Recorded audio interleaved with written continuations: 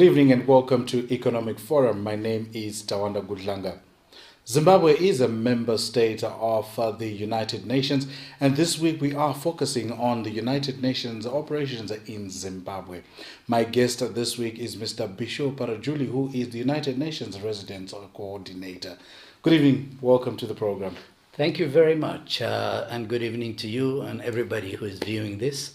It's really a pleasure to be on your show and to share what UN is doing in Zimbabwe and how we're contributing to the development and supporting people of Zimbabwe. Mr. Parajuli, you've been in Zimbabwe since September 2014. What has been your impression about the country so far? You know, I'm fascinated by the Zimbabwe's beauty, its natural resources, its wonderful people. And I must say, out of the 10 countries I've worked, Zimbabwe is one of my favorite. The whole reason is not new to me. I worked in Botswana before, I worked in Mozambique, and I had visited Zimbabwe a few times in the past. So it still remains very positive. But of course, there are some challenges on economic front, unlike the last time I used to visit Zimbabwe. And of course, every countries go through these, up and down. But extremely positive. It's potential in terms of moving forward. It's very resilient people, very well educated, very committed, and I would say, fantastic natural beauties, the things like Victoria Falls, and some of the mountain areas and the wildlife. There's no one who doesn't fall in love with Zimbabwe. So I should say I'm in love with Zimbabwe. Shed more light on the role of this organization called the United Nations, particularly looking at Zimbabwe's development aspirations. Since I came, that has been our focus. In fact, with the phase out of emergency, the humanitarian challenges Zimbabwe had until 2011-12, and with the good crop coming in 13-14, in fact we were shifting, the whole UN was shifting towards development mode, and we had focused our stress on various development issues. Of course, UN as broad does a lot of work. UN is generic. There are 38 funds and programs and specialized agencies operating in different countries in different role and contributing to the country's development, apart from the UN Secretariat, who has its own specific role and work towards global peace, promotion of human rights, and development, broad umbrella of the UN. So in Zimbabwe, our focus at the moment has been on 6 areas of priorities. In fact, we have come with a agreement with the government in terms of what should be UN priorities for the next 5 years, and we use a term JUNDAF, Zimbabwe United Nations Development Framework. And under that, we have identified 6 areas of priority, aligning with Zimbabwe's development framework, the blueprint GMASSET, and that being poverty reduction, agriculture and food security and nutrition, gender, promotion of gender, addressing concern related to HIV/AIDS, and also various areas of service delivery, such as health, education, and protection, and finally governance and improvement of human rights, and etc. So, we work very closely with government, ministries, civil society organization. We have excellent relation with the various ministries, and also our focal point in terms of coordination, Office of president. In fact, we have also expanded partnership with Parliament. A couple of months ago, we did a review of our first year of performance of our work within the UNDP, and we confirm we deliver about $403 million assistance, thanks to the strong support from our various development partners for trust and support and partnership with the UN system. We work in areas of health, education, food security, agriculture, gender promotion, equity, governance, promotion of human rights, and also related to democratic governance. So you can take wide range of areas. We are there. So UN is broadly not understood well by everybody, but it does a lot of good work and help improve people's lives around the world. And I feel part of it, and I feel very humble to serve the United Nations system and help improve people's life across countries and continents. Join us in the second segment as we unpack the Sustainable Development Goals with which Zimbabwe has prioritized 11 out of the 17. Join us then.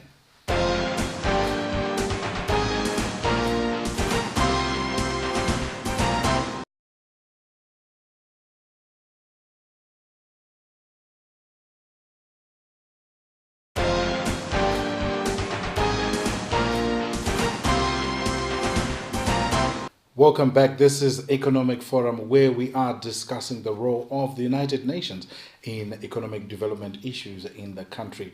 My guest is Mr. Bishow Parajuli, who is the United Nations Resident Coordinator. Now, before we went to the break, you did speak about the role of the United Nations, particularly unpacking the $403 million package of ZUNDAF.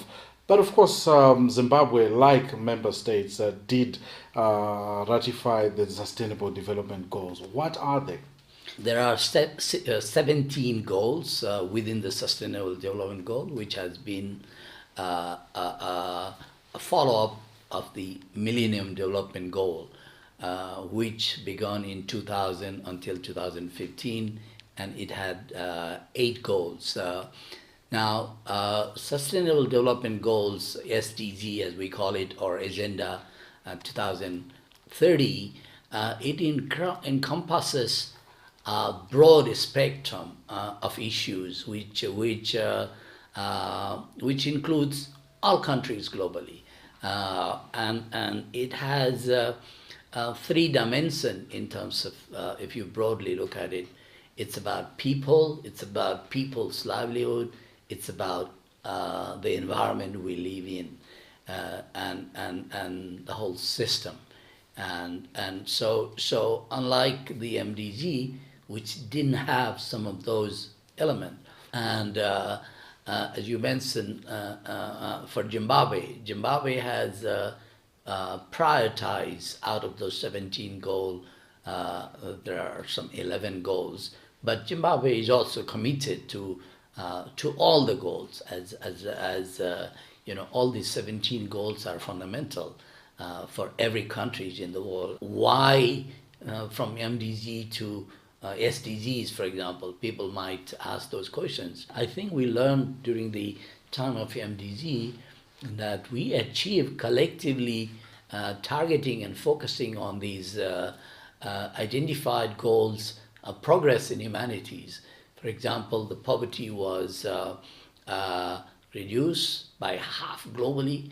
There were improvement in education, primary education. There were promotion on gender issues. There was concern related to employment was improved. There was improvement in maternal mortalities, etc., etc., and reduction in HIV issues, etc. Those are the burning issues. Now, going to the MDG, to SDG, because they were still left out the task we were not able to complete within the MDG, and therefore it was found fundamentally that we need to continue these global targets to improve the betterment of life and to leave no one behind. And there was a long debate and question among citizens globally. In fact, in Zimbabwe, there were over 20,000 people who participate, which should be the issue which concerns them. And globally, similar issue came in, and hundreds of thousands of people participated in responding the global priorities, and there were discussion over 2 years. So the SDG is a goal set not by UN, it's by member states, and Zimbabwe included. And it is basically aimed at improving people's life. These are not abstract goals. You know, we're talking about SDG 1, correct? Poverty, elimination of poverty. We're talking about zero hunger, SDG 2, that is, and we're talking about, you know, better health, SDG 3, and so on and so forth. And we're talking about SDG 16, for example, you know, peace, justice, and etc. So these are practical issues. These are real issues.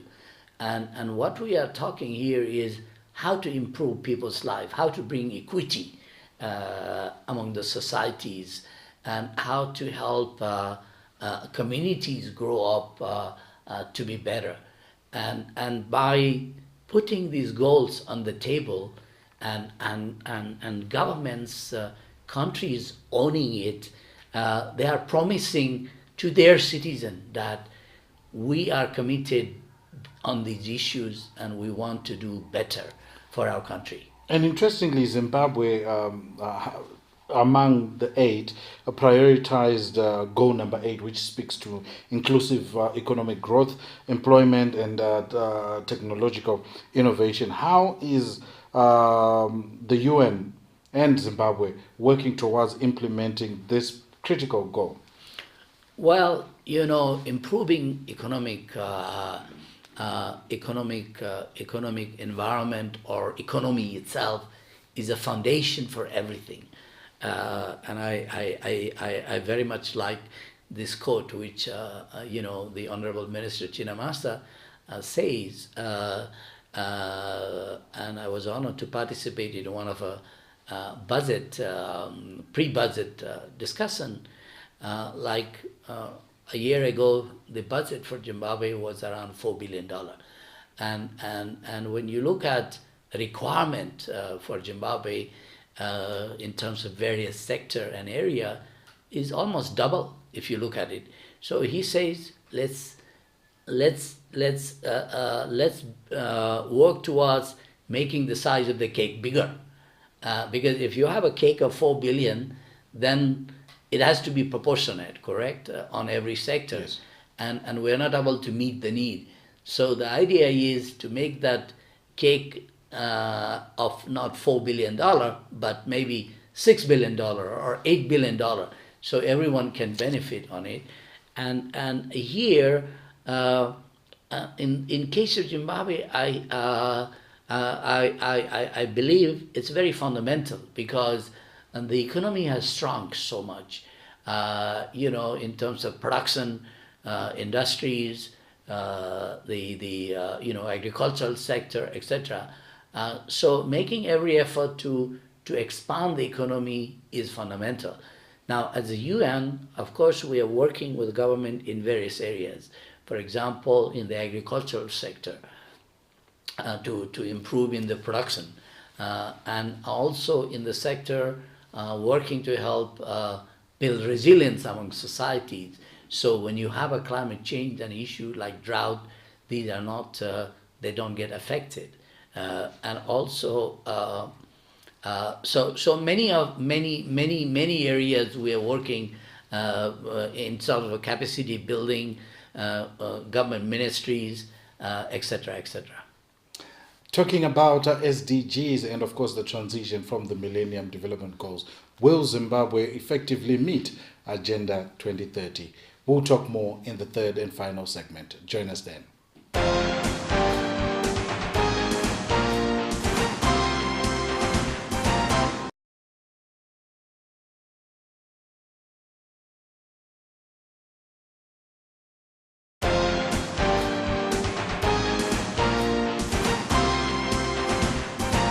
Welcome to the third and final segment of Economic Forum, where we are discussing the role of the United Nations in Zimbabwe. And of course, the guest is Mr. Bishow Parajuli, who is the United Nations Resident Coordinator in Zimbabwe. Now, we were talking about Sustainable Development Goals and some of the issues that Zimbabweans need to do in order for them to be able to meet the critical goals, 17 of them, with Zimbabwe prioritizing 11. But economic growth is one of the key pillars for public and social investment. And to achieve the SDGs, that is, what has been the role of the United Nations in the ongoing national effort to get the economy growing? We are working in supporting improving agriculture. That is a very important area for Zimbabwe. In other areas, we are also working very closely is health sector, because without health you cannot produce, and that's a foundation for economic even, because health is the wealth. Then the third is important pillar for this is education, because with educated manpower, then only you can bring growth. And finally, also you have to stress on both man and woman engagement for economic growth, because with only half of the population engaged, you are missing the other half to get a maximization of growth. And additionally, capacities. You need to have various machineries, the institutions. And finally, for economic growth and opportunities, the various elements which are really critical are rule of law and values, how you are promoting that, the right environment, the enabling environment, promotion of human rights, democratic governance, these type of elements. And I see in Zimbabwe, the opportunities in terms of economic growth is enormous, but maybe there are elements of right policies and right program which would make it even more favorable, with other factor being in place. And at the same time, sadly, the last 2 years, Zimbabwe suffered through a major drought, which suppresses the growth and opportunity. So we had to safeguard a population which were not able to produce their own with food support. And these are humanitarian programs, but they're also foundation for economic growth, because you cannot neglect this period of nulls and just focus on only economic part, because you need to bring them to the level that they can produce. So we are engaged in cross-section of areas.